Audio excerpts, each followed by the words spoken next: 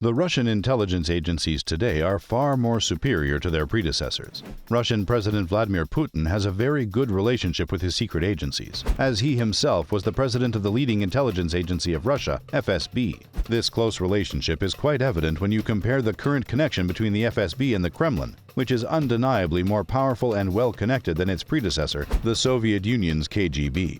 Watch the video till the end as we tell you all about Russian intelligence, Putin, and their close relation.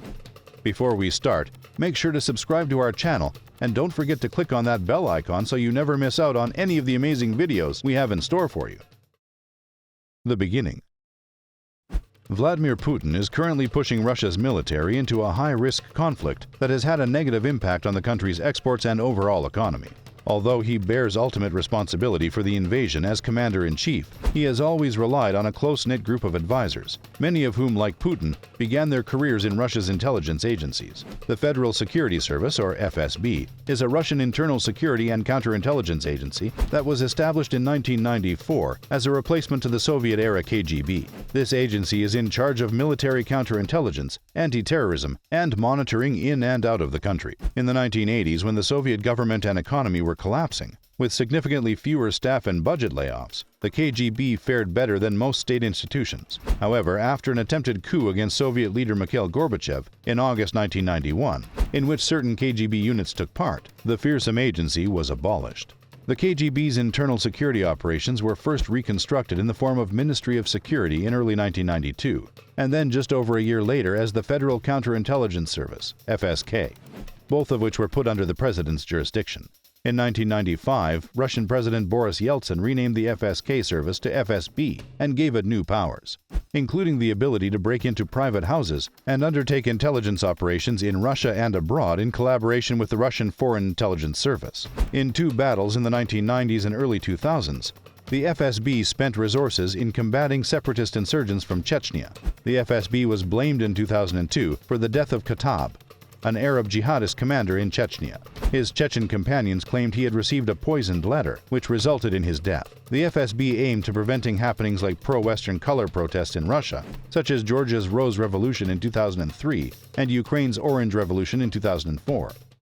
Putin, the director. Despite early vows to reform Russia's intelligence establishment, the FSB and the services that collect foreign and signals intelligence remained essentially unreformed, with little legislative or judicial oversight. Although the FSB's domestic surveillance activities were limited, such as spying on religious institutions and philanthropic groups. However, all allowed services remained under the leadership of KGB veterans trained under the old government. In 1998, Yeltsin appointed Vladimir Putin, who was also a KGB veteran, as director of the FSB. Putin expanded the FSB's authority as president, allowing it to counter foreign intelligence activities, battle organized crime, and suppress Chechen rebels. Counterintelligence became a strong suit for the FSB. However, it was widely believed that it is not right for FSB to leave its KGB past and create cases against suspected dissidents and use threats to recruit operatives. Critics claimed that the FSB tried to frame Russian academics engaging in cooperative research with Western arms control experts at the end of the 1990s.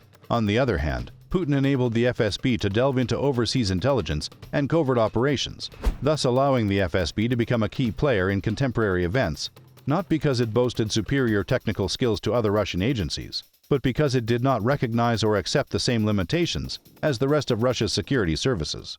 Since his time as the director to this day, Putin has been one of the staunchest supporters of the FSB. As a result, the agency has protected Putin's interest and undermined his opponents, watching after his underlings and clamping down on any outbursts of popular unrest. In exchange, Putin has shielded, empowered, and elevated the agency, turning a blind eye to corruption within its ranks, allowing it to outperform rival agencies like the Federal Anti-Narcotics Service, and promoting its officers to key positions, including regional governorships and the head of his Security Council. The growing influence. As the FSB's reputation grew, so did those of its rivals in Russian intelligence.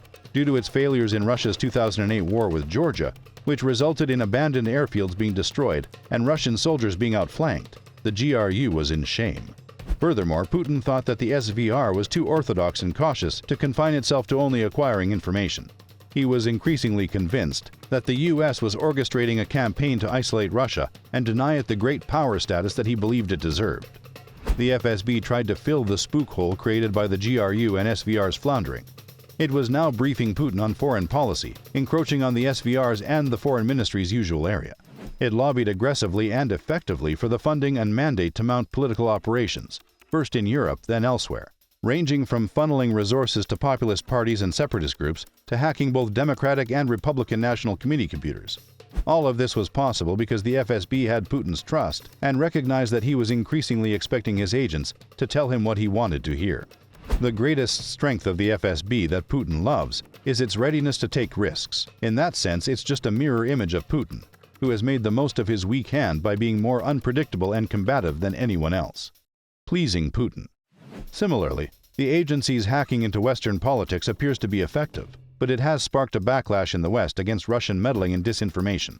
It's the talk of the town on both sides of the Atlantic, with security services in Germany and France warning that Moscow will try to sway upcoming elections in both nations. The SVR, GRU, and other agencies have followed the FSB's lead in customizing their briefings to please Putin's prejudices and assumptions, which is extremely dangerous. Today it is also simpler for the FSB to declare its viewpoint and understanding of events to Putin, as special services tend to exaggerate the importance of events or refer them to some external danger that interferes with them carrying out their tasks. Similarly, the FSB had no problem inferring how a professional politician looks at the information. Special services all throughout the world are marked by such characteristics.